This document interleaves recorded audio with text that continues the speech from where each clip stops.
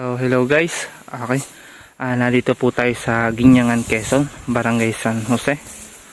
Bali ang daan nito ay dito sa may Santa Elena, papasok.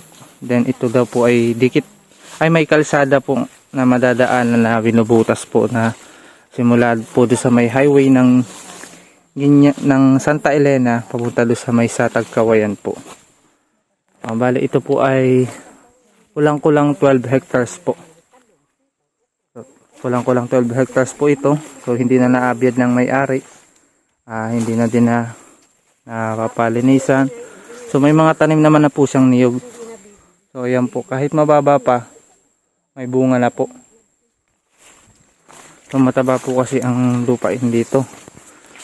Wala lang po ditong ng kuryente. Kasi medyo malayo na din po siya sa highway. Mahigit 1 kilometro papasok dito. Pasok naman po ang 4 wheels po doon sa may tinigilan namin dong bahay. Tapos naglakad na lang po kami dito. So dyan po yun, hanggang may taas pa po ito. Then may ilog pa po sa loob. Yung bukal po siya na pinagkukuha na ng tubig. Sa loob ng property yung ilog. Yan. So para po siyang dwarf tree, pero hindi naman po, namumunga na po yan. Yung iba-iba dyan. Kaya hindi naman natin bikutin lahat ay.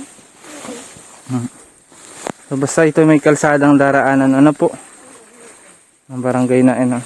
So dito kung papasok po ay kailangan ay mataas-taas yung gulong ng inyong sasakyan. Kasi hindi po siya maputik, mabato po siya. Yung papasok po dito.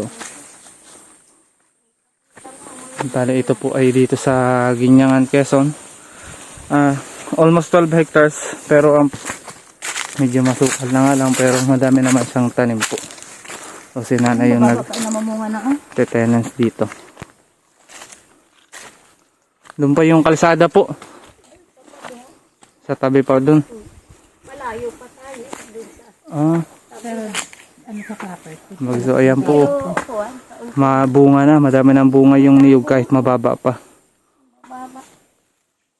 Ayan po. So dyan po may dito ng tubig. May ilog dyan. May creek. May dinadaanan ng tubig. Palibot. So marami pa din siyang punong kahoy. Ano pa po mga fruit bearings nito? Ayan, mga kakahoyin lang po. Pwede yung taniman nila yan ng mga ibang kahoy. May mga prutas-prutas dito. Ano po mga prutas? Yung amin nagtanim mo ka, mga lansones. Mga lansones. Rambutan, lokban. So ito meron po dito nun? Sa amin, meron bigay ng gobyerno. Dito po ay malawak pa po itong property. Nila, pero madami naman po yung mga tanim na. Bibigyan kahit ilang libong kape, kakao, pananim. Libre sa bayan.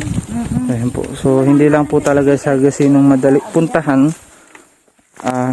May kalayuan po siya sa highway. Then yung papasok po niyang kalsada ay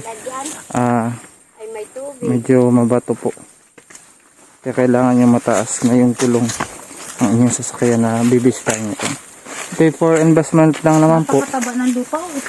Maganda po ito sa investment. Masakaling sa tagal ng panahon.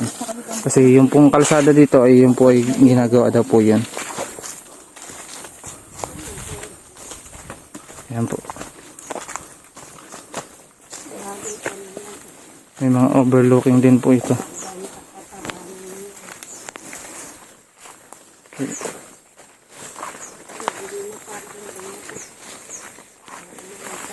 Ayan po. Medyo mabababa pa yung kanyang niyog, pero lahat na mga ganyang kataas ay namumunga na. Doon pa may pataas pa po yan sa kabila dito. So yung kabila po dito yung gagawan daw po ng kalsada. Okay. Ayun dun. Ayan, so ito ay kung investment po, maganda po ito.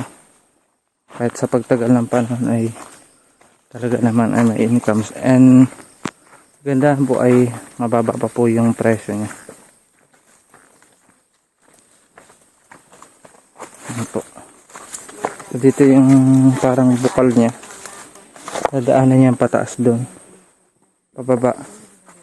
So, dyan po ano ng barangay. Nakuha ng ng tubig. So, yan po may mga punong kahoy din.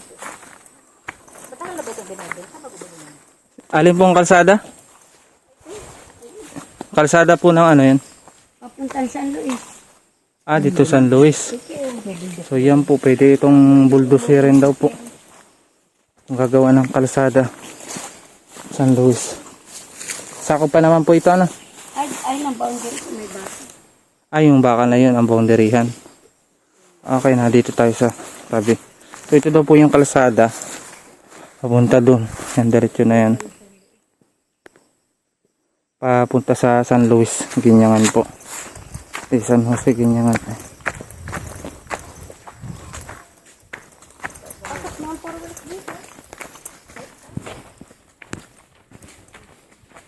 So, ganyan po kalinaw yung tubig niya na nanggagaling po dun sa property po. Sa taas dun. So, mayroon ditong bukal na dinadaanan po yan dun. Sa taas po ng property. So may poste naman na po pala dito. So malapit ito sa property po. So bali yan. Yung property po ay pwede palang magkaroon ng kuryente doon. Dito ko konekta sa poste dito. Malapit naman na ito doon sa property. Siguro yung mga 300 meters less lang. Mga 200 ganun lang po. Malapit naman na po.